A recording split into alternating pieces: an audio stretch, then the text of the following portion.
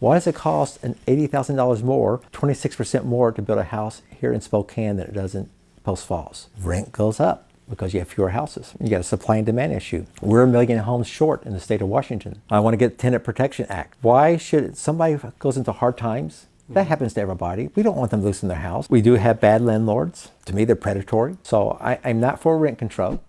Tell me more about your candidacy. What other, I guess, what's your plan? What are your initiatives that you want to pursue as a state rep, if should you win? The first thing I want to pursue is every city has its own regulations when it comes to the homeless people, or for the tenants. So tenants and landlords. Here in Spokane, we have 3 different laws for landlords to follow. So you got another city has its own laws for tenant protection, landlord protection. There needs to be consistency, harmony within the whole state. I want to support that, put that up there. I want to get Tenant Protection Act. Or why should somebody who goes into hard times? That happens to everybody. We don't want them losing their house. Let's have money set aside where somebody's having a hard time, maybe just lost their job, or a child was in the emergency room, had the hospital bills, broken arm, got to pay doctor bills. What do they pay? Well, they got to take care of the kid. Doctor bills come first, not the landlord, the rent. So I want to make sure that person's covered for the first 2 to 3 months if they're having problems. They just lost their job. I don't want them losing their house. Right. That's the Tenant Protection Act. So I want to help the tenant. The landlord's going to be happy because they're getting paid. The tenant's happy. So I'm not for rent control. It's called rent stabilization now. I better get with it. But it's rent control. I don't care what vocabulary you use. Rent control, telling a landlord they can only raise the rates 5% a year. Right. You have to give a 18-month notice if you're going to raise rent. If you have here in Spokane, they're trying to, if you're a criminal and you can't evict them. Yeah. Don't want them to be homeless. Well, wait a minute. If you live in a small complex and you beat up the lady next door to you, they should be, I got to protect the lady next door. Right. I want to be able to evict that person. It now costs $15,000, 18 months, $15,000 to evict somebody that should not be living there. Landlords got to pass that on. They're not going to pay $15,000 and say, okay, I just had to eat $15,000. You got your heating systems, costs money to fix, that's gone up. You got a plumber come in, that costs more money today. So all their costs have gone up, but yet we want to control their rent. It makes you feel good. Right. So I don't support that. I want the Tenant Protection Act to protect the tenant. I want to make sure we have harmony across the state. We do have bad landlords. We have, to me, they're predatory. They come in, they buy these complexes from the mom and pop, and they're now a corporation. You got $1,000 a month of rent. They raise that rent to $1,750. That's fair market value. To me, that's not right to turn around and raise the rent, double your rent, almost double it, just because you bought the complex. You knew what the rent was before you bought it. So I want to stop that predatory purchasing of. So how would you propose to set the new rent then? Well, if it was 1,000 and then they're going to go 1,750. Well, that's really drastic changes. So where do we have to talk with? We got to talk to landlords, tenants, because the landlords are great. They admit this is wrong. I mean, I had one landlord call me. He says, I've got 3 properties.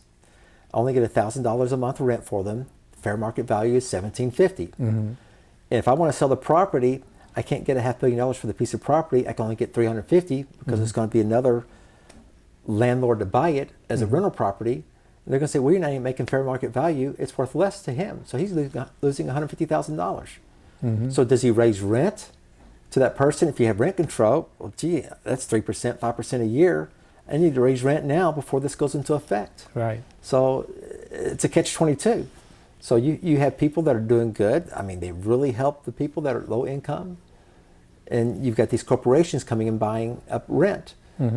We can't say you can only raise your rates 10%, but when you raise rent 75%, that's not right.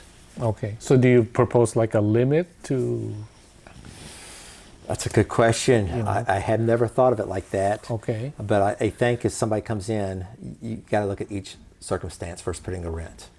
So you're gouging the person used to paying $1,000. Now you're raising the rent to $1,750. And a good example is, I think 8th Street, a complex sold. The city council has a new law about an HVAC system, AC system. Right. Well, they couldn't afford to put the AC system that the city's mandating, so they sold it. Well, the company came in, made all the changes, bought it from them. $750 for a 1-bedroom, $1,000 for a 2-bedroom. Immediately raised the rent to $1,500 and put the HVAC system in. The city caused that. Yeah. Or else the mom and pop will still be owning it. So, as a realtor, this is one of the things that that I'm exposed to almost immediately. That's right. You know, I've got a hard time accepting, for example, the big corporations, like you mentioned. Mom and pop shops are kind of okay, but when the big companies come in and they buy a lot of property and take over the mom and pop shops, that's when it becomes a gray area in my mind. But our laws and rules are running the mom and pop off. Now, you being a realtor, you've seen how many landlords have sold their property in the past couple of years. Right. Yeah. So we have fewer rental houses. Rent goes up because you have fewer houses. You got a supply and demand issue. We're 1 million homes short in the state of Washington. 1 million homes. Right. Why? Why can't we build? Why does it cost an $80,000 more, 26% more to build a house here in Spokane than it does in Post Falls? Well, you look at our bureaucracy, our permitting processes, permits we have, the delays. Well, it costs more to build a house. You look at, we want density, but why do we have to build within 15 minutes? Why can't we look at our grand master plan and say, okay, our population's growing, we need to go to 20-minute cities. So we have more land. You just got to build within a 15-minute, you're running out of land. Right. Land goes up, everything goes up. Everything goes up. And I look at the houses they're building at Lower Eagle Ridge, and I'm sure they're going to be 400,000 plus, but they look like matchstick boxes. Yes. Square boxes. Right. Yeah. Yeah. So are there any, limits on, the zoning laws is what's really limiting our growth, right? That's what we've got to take a look at. Our grand master plan, our city, every city has a master plan for 15-minute cities. And here in Eagle Ridge, we don't have the infrastructure. That's a city decision. They took the money from Eagle Ridge and put it to the South Hill, 29th, Regal, repaving that, where it's supposed to go to Eagle Ridge and Latah Creek, but that's not where the money went. There was money assigned, designated to us. I mean, we need a fire department. I mean, my neighbors are losing their fire insurance. We're high risk. And we've taken grants where we're actually cleaning out our parks, our walks, where we can walk above and just see all the scenery is beautiful. Right. And we're taking all the dead wood out and stuff through grants that we received, along with matching city funds and matching HOA funds. Right. So, but we've got to clean that out so neighbors can get fire insurance, be less risk. Yeah, I know that Latah Creek development that's going on, or that I don't know when it just broke ground, but one of the problems there is there are no safe roads to get from that to Spokane. You know, because that merging into I-90, it's awful. Is I dangerous. do it every day. I do it every day. Oh, do you live in Eagle Ridge? I live in Eagle Ridge. Okay, so you take that road every day. And right now that it's a construction zone.